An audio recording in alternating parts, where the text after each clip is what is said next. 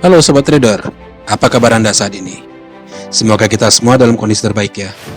Kembali kami sajikan podcast dengan topik kali ini mengenai Bank Sentral, khususnya Bank Sentral negara-negara ekonomi maju yang memegang peranan penting dalam menggerakkan perdagangan mata uang. Oh ya, sebelum kita mulai, jangan lupa buat Sobat Trader yang belum subscribe, untuk mensubscribe channel YouTube kami dan tekan pada tanda lonceng biar gak ketinggalan podcast atau video kami selanjutnya. Yang udah subscribe, jangan lupa juga untuk mengklik tombol like, komen, dan share ya. Oke, kita lanjut pembahasannya. Apakah Bank Sentral itu? Bank Sentral itu adalah lembaga independen yang digunakan oleh negara-negara di seluruh dunia untuk membantu mengelola industri perbankan komersial atau industri keuangan ya. Selain itu, Bank Sentral juga menetapkan suku bunga dan meningkatkan stabilitas keuangan di negerinya. Lalu, apa aja peranan dari Bank Sentral itu? Terutama untuk pasar forex.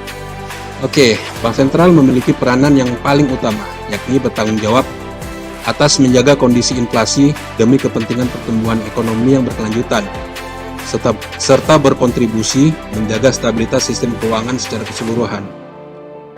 Ketika Bank Sentral menganggap perlu untuk bertindak, mereka akan melakukan intervensi di pasar, sejalan dengan kerangka kebijakan moneter yang sudah ditetapkan. Penerapan kebijakan tersebut juga sangat dipantau dan diantisipasi oleh para pelaku pasar yang ingin memanfaatkan pergerakan mata uang yang akan diperdagangkan. Jadi Bank Sentral juga melakukan intervensi di pasar keuangan dengan memanfaatkan dua hal berikut. Satu, operasi pasar terbuka. Operasi pasar terbuka ini menggambarkan proses di mana pemerintah membeli dan menjual sekuritas pemerintah, biasanya sih dalam bentuk obligasi di pasar terbuka, dengan tujuan perluasan atau mengontrak jumlah uang di sistem perbankan. Kedua, suku bunga. Suku bunga Bank Sentral atau sering disebut sebagai diskonto atau suku bunga dana federal.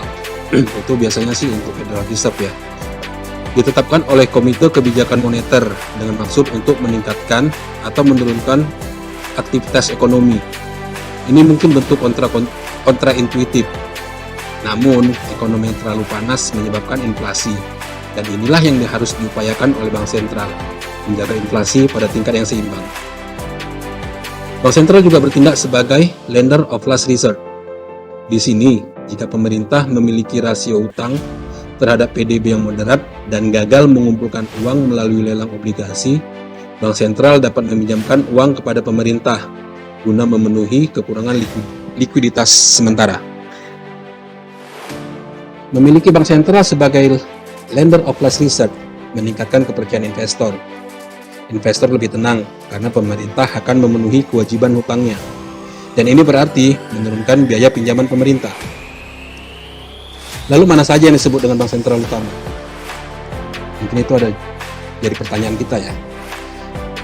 Bank Sentral Utama ini sangat erat kaitannya dengan mata uang yang sangat mempengaruhi perdagangan mata uang utama yang diperdagangkan di pasar. Sebut saja seperti dolar AS, euro, pound sterling, yen, atau dolar Kanada atau Swiss franc. Oke, kita ke Amerika. Di Amerika, Bank Sentral disebut dengan Federal Reserve atau Federal Reserve Bank. Federal Reserve Bank atau yang disingkat dengan The Fed mengawasi mata uang yang paling banyak diperdagangkan di dunia. Seperti kita ketahui, dolar ya mata uang dunia lah. Hampir di semua lini perdagangan dunia itu menggunakan dolar.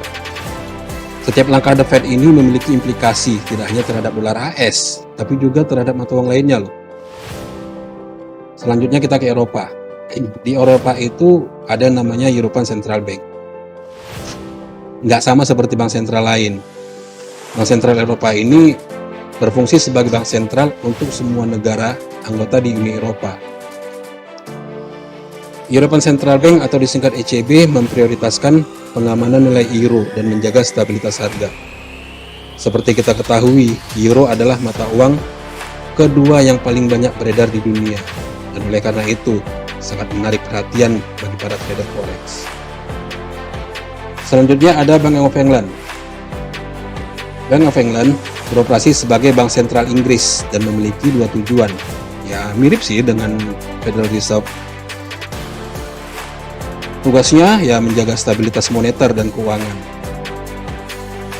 Inggris beroperasi menggunakan model dual puncak ketika mengatur industri keuangan, dengan satu puncak adalah Financial Conduct Authority atau disingkat FCA, yang lainnya Prudential Regulating Authority atau disingkat dengan PRA. Oke, mewakili Asia ada Bank of Japan. Bank of Japan atau disingkat dengan BOJ adalah bank sentral milik Jepang. Ini juga melakukan langkah yang sama seperti bank sentral lainnya, yakni memprioritaskan stabilitas harga dan operasi yang stabil dari sistem pembayaran dan penyelesaian.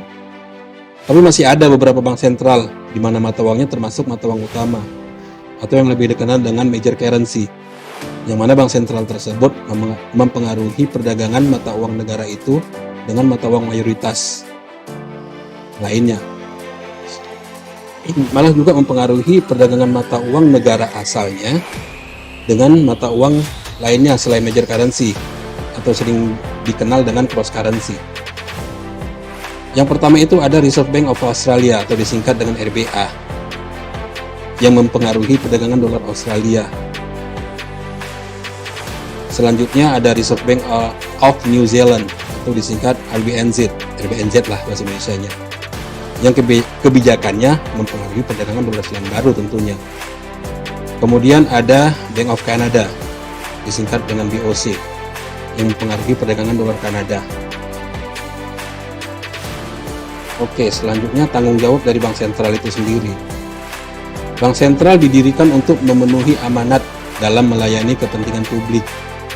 Meskipun tanggung jawab bank sentral semua negara antar negara mungkin berbeda, tapi tanggung jawab utamanya dapat dipastikan sama. Ini satu, mencapai dan mempertahankan kestabilan harga. Di sini bank sentral bertugas melindungi nilai mata uang negaranya. Caranya ya dengan menjaga tingkat inflasi.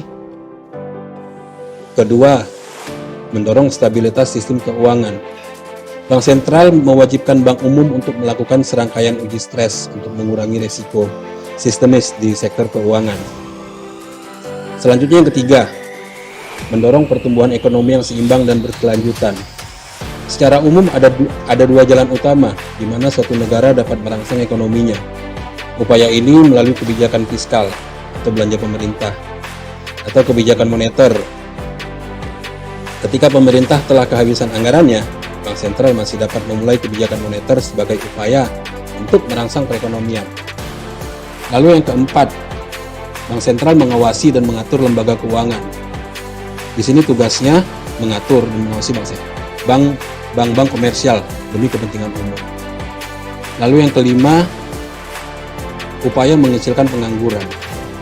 Ya, selain menjaga stabilitas harga dan pertumbuhan yang berkelanjutan, bank sentral juga berkepentingan untuk meminimalkan pengangguran.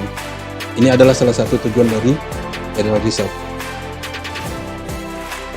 Mungkin ada pertanyaan, bagaimana bank sentral mempengaruhi pasar forex? Para trader kerap mencerna bahasa yang digunakan oleh ketua bank sentral untuk mencari petunjuk. Apakah bank sentral kemungkinan akan menaikkan atau menurunkan suku bunga? Bahasa yang ditafsirkan apakah menunjukkan kenaikan atau penurunan suku bunga atau disebut sebagai hawkish atau dovish. Petunjuk halus ini disebut sebagai panduan ke depan dan berpotensi untuk menggerakkan mata uang.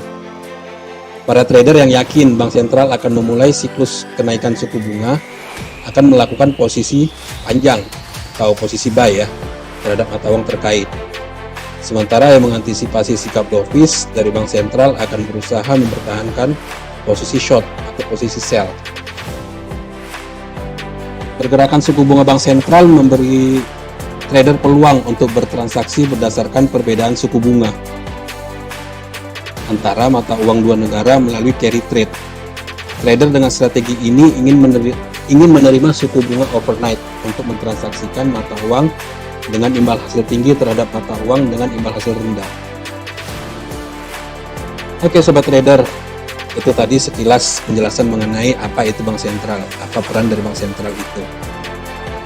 Nantikan podcast kami selanjutnya ya, di mana kita akan bahas satu persatu bank sentral utama, beserta dengan peran dan apa yang mereka lakukan. Sampai di sini dulu podcast kita kali ini. Jangan lupa tetap jaga kesehatan dan ikuti prokes untuk menghindari dari paparan COVID-19. Oh ya, Sobat Trader, jangan lupa like, komen, share, dan yang paling penting, Sobat Trader, subscribe channel YouTube kami bagi yang belum subscribe. Trade by yourself and safe trading.